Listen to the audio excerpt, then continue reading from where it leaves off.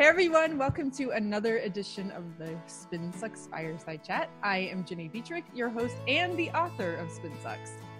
It will come as no surprise to those of you who know me that I love technology that makes my team and me more efficient. I've claimed to want to marry Sanebox, I want to kiss Iris, and co-schedule has changed my life in so many ways that I might propose to it today during our Fireside Chat. Not to Garrett, so don't get like creeped out, Garrett. Garrett Moon is the co-schedule co-founder. That's fun to say, co-schedule co-founder and CEO, but the software itself is what I would love to marry. It's project management, email marketing, content creation and curation, social media scheduling, team workflows, team approvals, and it's very pretty all in one nice little calendar. Because of that, I am super excited to introduce you to Garrett, the man behind it all, coming to you not from Silicon Valley or Austin or even one of the big urban cities like Chicago, but Fargo, North Dakota. Welcome, Garrett. Hey, thank you. And co-schedule says yes, absolutely. Yes! It's match made in heaven. Well, there goes one of my questions, because I was actually going to say, will co-schedule marry me? So there you go. Yes, the computer is talking to you. Finally, right? Yay! I'm so excited. You've written for Spin Sucks a few times, and I continue to be immensely impressed with your level of authority and expertise. So tell us your content creation secret. Content creation secret is, I think, boy, that's a really interesting question. I think one of it is we just kind of share, our whole team, and I've always kind of started with just sharing what works for me versus just sharing different ideas. So I think we would like to kind of run things through their paces a little bit, try things out, and just be really open about, hey, this is what worked for us. This is how it worked. This is how we did it. Just to have a lot of transparency in how we talk about things. And I think that just kind of comes through, and it's authentic. It makes it very practical, actionable. And you're not just, it's not just, there's so much content out there that is just like a rehash or a rework. Mm-hmm. Like, these are some of the things you should be thinking about. These are some of the things you should do. And there's a time and a place for all of that. But when you can get to something that just says like, no, this is what we did. This is how it worked. This is why it worked. And this is kind of how we think about it. I think it really makes a difference. For myself, I always think about myself in terms of, I like to think about frameworks and kind of like higher, high level strategic frameworks versus individual content creation tips. So I kind of always pulling myself to that space. So I think I have a slightly different perspective from that, where I'm always kind of taking these very framework concepts, things that you can use like in the planning room when you're creating content, just kind of like reach into your pocket, your mind, and just kind of like helps you refresh and stay on track, stay focused with what you're creating and doing. Well, I have had the opportunity to have sort of a behind the scenes look into how you guys not only create content, but use co-schedule yourselves. And I have to say that is the most powerful sales tool. Because I'm like, I want that, I want that, I want that, I want that. Because, I mean, you're using it and you're using it to its full capacity, and your entire team uses it, which I think is fascinating, because that's a really hard thing to get people to do, even when it's something that you sell. It is. And it makes, that's one kind of fun part about marketing for marketers, and marketing to marketers, marketing for marketers, building for marketers. Like, as you do it, you're kind of refining your own process and you're refining your own product. And our sales tool, our sales team loves to pull up the co-schedule count all the time, because we have, to kind of fill in, we have our brand and buzz team, our product marketing team, and our demand gen team. So there's probably like 12 or 15 people all told, plus myself and a few other stakeholders that are all using this one marketing calendar to organize everything we do, from influencer outreach to blog content to social media, email marketing. Like, it's all in one calendar. And there's a lot of, I think, the hard part is always that discipline and focus that you need as a team to like make sure you follow those processes and do those types of things. But the value that you get as a team and the amount it can accelerate you once you see that calendar, all together. We can see visibly everything that our marketing team is working on this week, when it's going to ship, who's going to work on it, who owns it, who's behind on their tasks, who's ahead of the tasks. We have total visibility on the marketing team, which is a really hard thing to accomplish in our modern marketing technology stack, where we always call it makeshift marketing, where you're kind of bandaging things together with Excel spreadsheets and some Google Docs over here. You got, your WordPress schedule, you got an email schedule. But I think sometimes in marketing, we just kind of got used to the chaos. It's our goal is always to try and get it in one place and simplify the headaches as much as we can. Well, it makes sense. I mean, because you're right. We have stuff for project management, we have stuff for email, we have stuff for social, we have stuff for content, and it's all over the place. And sometimes it's as sophisticated as a Google Doc, and sometimes it's, you're actually integrating APIs and all of that. But that's what I really love about this, is it's all in one. And you're right, it's right there in a calendar. It's beautiful. I love it. Yeah. I'm a big fan. Big fan. Okay, so I want to go back to the frameworks that you talked about in a minute, but first you talked about your Buzz and Brand team, which I think is really fascinating. Talk about that team specifically and why you call it that. Yeah, we actually started originally as a PR and something or another. I don't remember what it was, but it had PR in it. And so, but I think it was just hard, like in some of that. And gosh, you should probably be taking over the information of this podcast at this point, not me, but we just weren't all that good at traditional PR and didn't really feel like it never quite felt right to us. Like we just kind of felt really in this awkward place of like, well, are we supposed to be doing PR then? Or like, okay, well, what does that even mean? Like, like in 2018 for a SaaS marketing software company, Right. And so like, once you start looking at some of the things that work so well for a tool like ours and many others, guest posts, working with influencers, webinars, just the same old stuff that you always do, right? Like providing value to your audience and trying to do it new and creative ways all the time. It felt like some of those things, our tactics weren't necessarily matching up with the title. So we ended up kind of trying to find something that felt a little more, more fitting with what we did and our personality.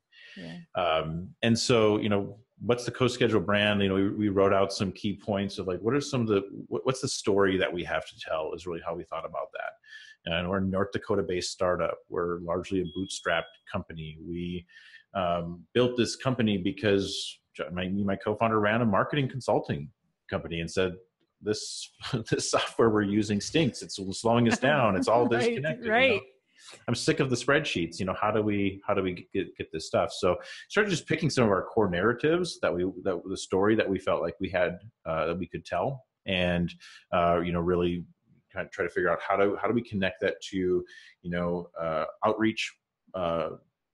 Outreach in terms of continuing to use the things that we're good at in terms of providing value-based content all the different places we can, building our relationships with influencers and providing value to them, and vice versa, and brand and buzz just felt like the right word.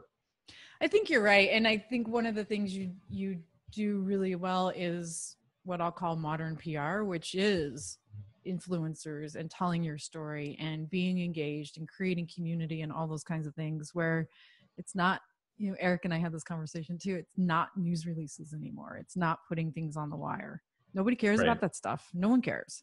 No, it absolutely provides no value. Literally. Right. It just takes literally. time to write it. Yeah. A waste of time. Think, and you kind of figure like you have to sometimes learn by trial and error a little bit. You try some of the traditional stuff and then you're just like, okay, well that doesn't work. And I think that's always the key. Like if you get stuck on the things that everyone says are supposed to work, and instead make sure you allow your team and yourself to be driven by the results. So I'd say that's kind of what happened, right? Like we tried some of the traditional things. It wasn't really working. Didn't feel like it. It's like, we're getting success over here. So let's just do that instead. Continue to build where we're seeing the wins. And eventually you just have to like call it something different to reframe what you're doing. So everyone's on the same page with what the mission is. Yep. I like it a lot. All right, so I want to go back to the frameworks, and you talked about you sort of think that way, especially from a content perspective. And your new book is called the 10 times marketing formula. Is 10X. That what you 10x? Sorry, is that what you used? 10x marketing formula is a framework. What you used to create that book? Yeah, I'd say it's a collection of different concepts and that we've used since the good old days when we first launched in late 2013 to kind of go from zero to where we are today. I mean, Co-Schedule Day, 8,000 plus customers, 100 plus different countries. I mean, tens of thousands of marketing calendars, of marketing teams that are now organized, right? And but just like anybody else, when we started, we were this little agency that worked in our local community and a few states surrounding, but by and large, small marketing agency. And so we started this thing. We had very small global audience. We didn't have a lot of recognition. We didn't have a big influencer network. And by the way, we're in the middle of North Dakota, right. Which is, not even close to anything. Yes. So, how do you go from zero to something? And as a startup in particular, that transition from a service-based company who literally had to stop taking contracts. We had to start saying no to deals and, customers that were walking our door because we really felt like we had something with this product that was worth investing in. And so how do you go from that, to basically a financial standstill to we have to build this product. It's a results or die time for us as a company. Right. And so okay, well, there's all these different things that you do as a business, right? That you do as a business owner. I mean, that there's those types of decisions. And then there's marketing and brand and PR and how you spread your message and how you build your audience and how you build your list and all those different types of things. And for me as a founder, frameworks just help me keep me focused on when I'm making decisions that are, strategy-based decisions or product-based decisions, or I move into marketing-based decisions. Frameworks are simple enough to where you can carry them with you. You can make those decisions across different places because a lot of times they're the same. Right. I'll give an example that might help kind of frame what I'm saying. The book is called the 10X marketing formula, and it's 10X is based on, is based on one of those frameworks that we use across the company and particularly in our marketing team. But it's just always thinking about how do we create 10X growth, 10X results versus making 10% improvements, right? It's a very simple idea. And I think, and we've all thought that from time to time, but around Co-Schedule, it's something where we just say, well, is that really a 10X opportunity, right? Or is that more of a 10% distraction, right? I like it. And constantly looking at, for example, in our product, right? When we release a new feature, there's literally, we were just talking about this before the call started, there's marketers keep us on our toes. There's literally an unlimited amount of things that marketers want. Right. And, we talk about eliminating makeshift marketing. There's an unlimited amount of places where we could do that, but we can't do them all. It's just not possible, right? So what we have to constantly do is figure out, okay, we kind of draw this little XY chart and it says, okay, how many users could this potentially help, right? And on a scale of 1 to 10, how much does it actually help them? Is it a lot, or is it every once in a while it's going to help them? And we constantly have to build the things that are up in that furthest to the right, upper right. Sure. Yeah. 10X, those 10X opportunities. So multiply the results of our customers by 10 times versus those ones down the bottom left, which maybe they're good, they're valuable, they're not bad, but they're not going to give us enough bang for the buck, right? And same goes for your marketing projects too, right? You have some projects that are going to take a lot of time and provide a little bit of value. They're going to make a 10% improvement on what you do. Right. But if you're doing those instead of those projects that have the ability to potentially multiply your results by 10 times, what does it make the most sense to pick? So a framework like that is something where if we can, clearly articulate to our team why that matters, how to use it, what it works, it's just something that becomes part of the culture. And you don't have to work so hard at implementing it. It's just there. Do you think that it's easy to implement that as part of the culture, especially from a marketing team perspective? Or is it something that executives are going to have to read this book and go, we got to do this? we have to change our thinking? That's a good question. I think the key to like good formulas and stuff like that is simplicity and versus complexity. I think sometimes we make things too complex. And so if it's simple and it's easy to understand and it makes sense, it's easy to adopt, right? It's not hard to adopt. It doesn't take us a long time to train someone what the value of 10x projects versus 10% projects, right? What's hard is consistently coming back to it, right? And evaluating like, well, is that 10%? So that just becomes, wrote a blog post a long time ago about 5 questions that I like to ask in terms of what was a leadership post, and 5 questions, and one of them was one of them is this our best opportunity? Right? Is this the best use of time? Is this a 10x opportunity? And just constantly asking that. So I think as an executive and leader, like your job is to constantly ask that question and bring back reference to that formula. It's just like a marketer. We know that like you say it once, you've hardly said it at all. You've got to say it again and again and again and again. And again. And once you're sick of saying it, maybe everyone's heard it. Maybe they'll hear it. Maybe. And so I think it kind of goes that same way. Like it's about repetition and it's about kind of asking those questions. So it definitely starts at the top, but we hear it all over the place. Everyone's talking about it. Everyone's thinking about that. Is that really our 10x? Like, is that really the 10x thing? And it becomes less about like, are we picking all the 10x projects and do we need to root through the company and find all the 10%ers? It's less about that than it is about getting people to ask the question consistently. Right. Well, and to come full circle, you could spend all of your time writing news releases and putting them on the wire and have no result, or you can create brand and buzz. Yeah, but I think, and so there, that's a great example. And I talk a lot about in the book, like this marketing plan that has been such a staple of the marketing industry for such a long time and has value in certain places. But one thing that it tends to do is it kind of locks us into a certain type of execution, right? Like we plan out, we're going to do these tactics, we're going to use these methods, it's going to last this long, right? And we obviously this will work because it worked for us last year or it worked for this other client. Right. That.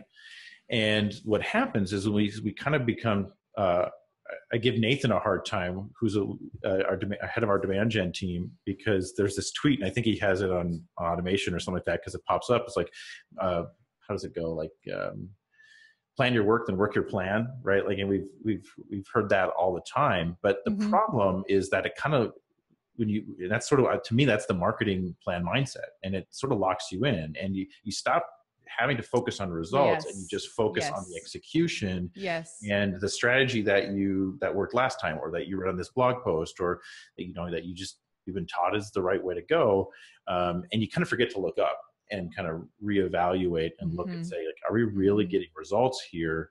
Is this what we need to do to be successful? Or, hey, why don't we just move over here where we're actually getting results? And marketing plans can lock you in, right? You're locked into a certain level. Right. Yeah. And things change so fast today that you have to look up every once in a while and go, wait a sec. Even though this is in the marketing plan, should it be tweaked or changed? Yeah, absolutely. And I talk about that a lot. We do that in product. There's agile, and you've heard more and more people talking about using agile marketing teams. And we've been doing it since the beginning, partially because as a founder and a product guy, I've done a lot of development and design. It's kind of my main background. Agile made sense in terms of how you build software. So again, using frameworks, I just applied it to marketing.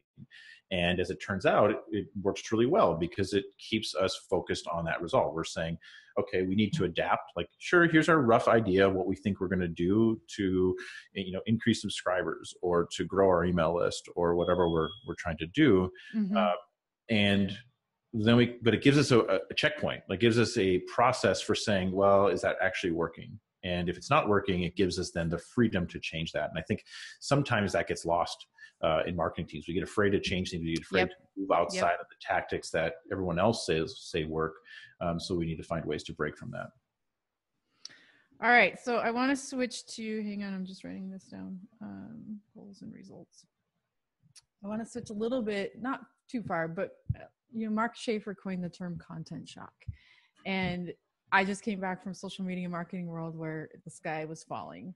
And, the Facebook algorithm sucks and content sucks and marketing sucks and video sucks and everything sucks. And I feel like we're using this content shock, or we're using the Facebook algorithm, or whatever happens to be the latest and greatest challenge as an excuse when their content marketing doesn't work. And I also feel like we've been fed a line of bull that if you write blog posts, the passive income will come pouring in. So what are some things that people can learn about both, creating really great content, but also creating an income source by reading your book? Well, I'd say my book is much more about creating results in terms of your marketing versus how to create content. Right. That's not me. Like our team, Nathan and Ben and, Jordan, like they are absolute superstars. They're better creating content than I am, way beyond. They're pretty good at it. If we're going to write a book, like they're going to write that. Yeah, they're pretty good at it. And I certainly provide some of our like best tips and some of the stuff that we've done that really worked. But I'm much more interested in the results of all of it. And I kind of open up with this exact problem. And I go to the Gartner's hype cycle, which is this sort of curve that, many of us have probably seen before, that really describes like how a new piece of technology is adopted. Mm-hmm. And the way I look at it is you had, in the beginning, we had this technological triggers, call it social media, call it inbound marketing, call it content marketing, like, all of that kind of rolled together, providing that value-based content, and, building influence. And we had this like rocket ship of expectations of what we expected that to do for ourselves as an individual brand or our company. And I think what we're all finding, and I'd say we're in the trough of disillusionment. We're at the low point in many ways, because we're all kind of going, hold on a minute. Like I'm doing it. I've done it. I'm publishing consistently. Like, hello, where are the results coming from? And I think you're right? Sky is falling. Facebook algorithms are going down. Twitter policies are changing.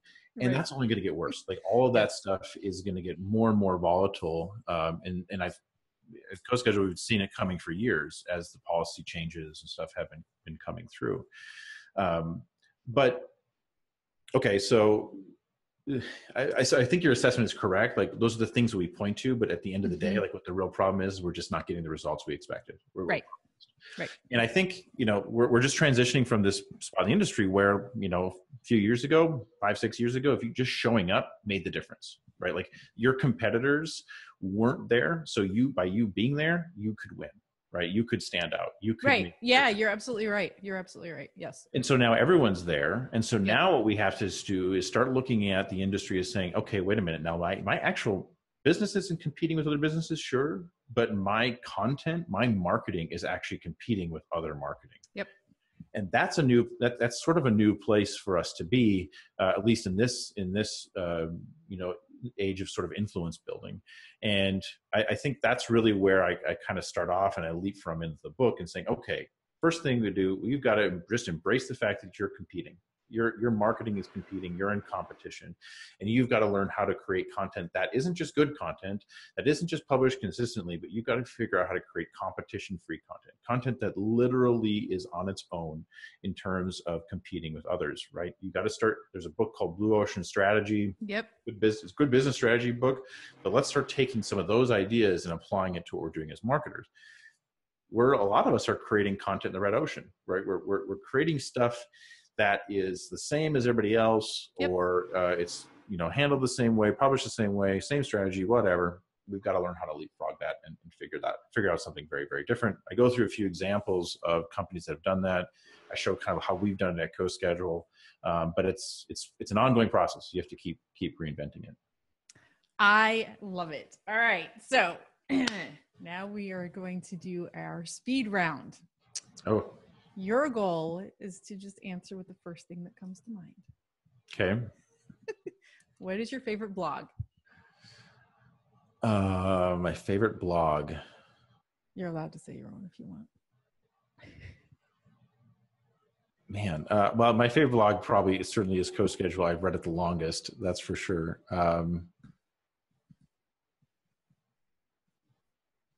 There's too many. There's too many to choose from. But I'm trying to think of Are something. there, is there one that you go back to often? Gosh, less and less these days. But I mean, like I grew up like just Social Media Examiner, Moz, Yep. you know, Copy Blogger, like all of those, like Sonia Simone. Like, I mean, I like read every single one. Spin Sucks obviously has been on my reading list forever. I think one that I think I really love is Joan Weeb's blog, Copy Hackers. Is one of my favorites. I like off my radar. That's a good one.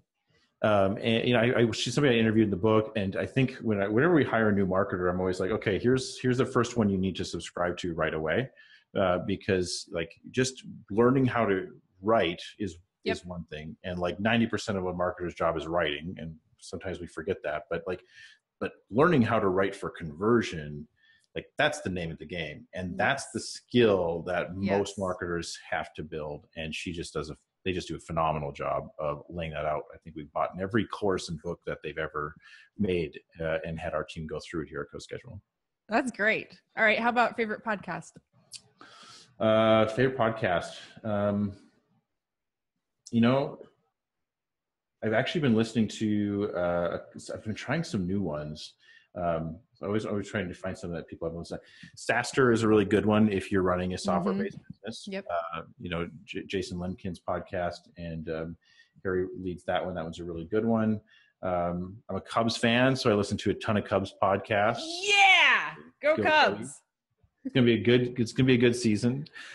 Did you, as a side note, did you happen to see the note that Jake Arrieta wrote to the city of Chicago? Oh yeah. It's great. I miss Jake. I'm gonna miss him too. Made me That's cry. Actually, yeah. Well, hopefully he got everything he wanted in the deal. Well, geez, I think it's like $37.5 million a year or something. So I imagine he's good. Yeah, I imagine. Yeah. I love Planet Money, economics podcast, Freakonomics, stuff like that. Like more and more I've been starting to listen to stuff like that, because there's a lot of these outside ideas that can really influence what you do and kind of motivate you. Malcolm Gladwell's Revisionist History is really good, interesting podcast. He's great. He's great in general. What book changed your life? You know what? I'll talk about Linchpin by Seth Godin. Because we actually still to this day, every new hire at CoSchedule gets a copy of Linchpin and is required within their first 90 days to give a book report to the entire team. Wow. So it was very impactful. I think for me, it was just really starting to think, like learning to think. And I think it's a valuable thing just in work in general, like learning to think of what you do as art versus a job. And learning learning what makes you employable, what makes you valuable as a team member, as a teammate, you know, is just really important. I think that book is still an oldie, but a goodie. Love it. Coffee or tea? Coffee. What was your last vacation? Just got back yesterday from a trip to Big Sky, Montana for a ski trip. Love the mountains. Anytime I can get to the mountains, I'm there. I grew up in Utah, so I'm with you. Oh, nice. Favorite snack? Anything salty, mostly chips. I love tortilla chips, you know, just like plain tortilla chips. Do you? That's funny. What's the best meal you've ever had? Steak, medium rare steak. Nice. Not well done with ketchup. Not at all. No, that's shameful. That is shameful. I agree. It's definitely shameful. What's your guilty pleasure? Cola,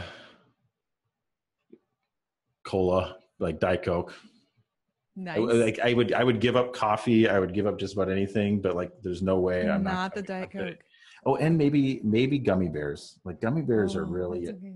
We always have a dish of gummy bears downstairs in the office, and I can't walk by without taking a few. Or a big giant handful every time, you know. Right, a few, 3 or 300. When you write, do you prefer pen and paper or your laptop?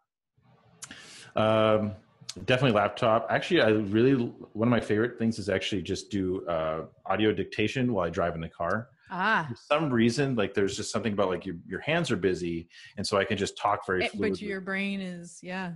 So it's one of my favorite tricks. I got about a 15-minute drive to work, and so I'll just talk it through, and then I'll almost always, I barely use what I say. I almost always rewrite all of it, but there's just something valuable to me about talking it through and interesting, dictating it, and then typing it out. So do you digitize it, or do you? I do, and every once in a while I'll grab bits and pieces of it. You know, I'm talking into my iPhone, into Evernote is what I'm usually doing, and just that way. Using iOS dictation, and so it's pretty hit and miss, but every once in a while these like little catchphrases or something that I find that become really nice little headlines, really nice ways to kind of frame everything.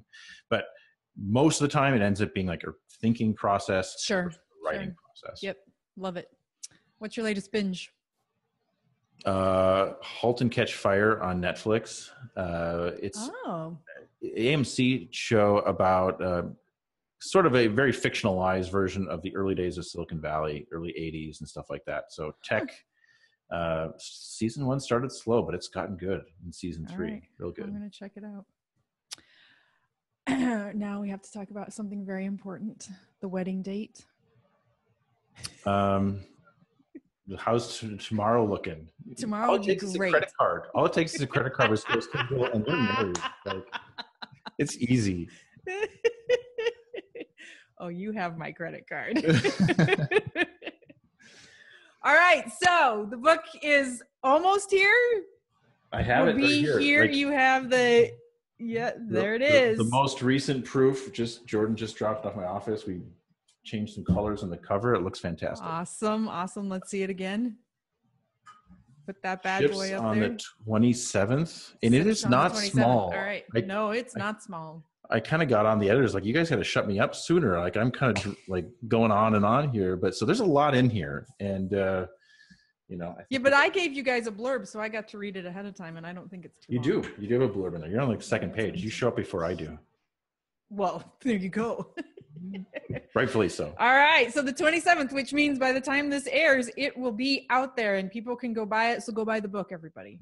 There you go. Yep. Available on Amazon. We also, if you want to get a taste for the first chapter, we do have the first chapter available for download at coschedule.com/10xbook. Free chapter download. I will put in the show notes. Awesome. Garrett, thank you so much. So good to see you. No, it's been a blast. Thank you always for contributing to Spin Sucks. You're amazing. You guys have an amazing audience and a great team. You guys make it really easy and fun to work with you guys. And there's always great conversation that comes out of it too, every time. That's because you have great content. So there you go. Great community, great content. Yes, it all works together.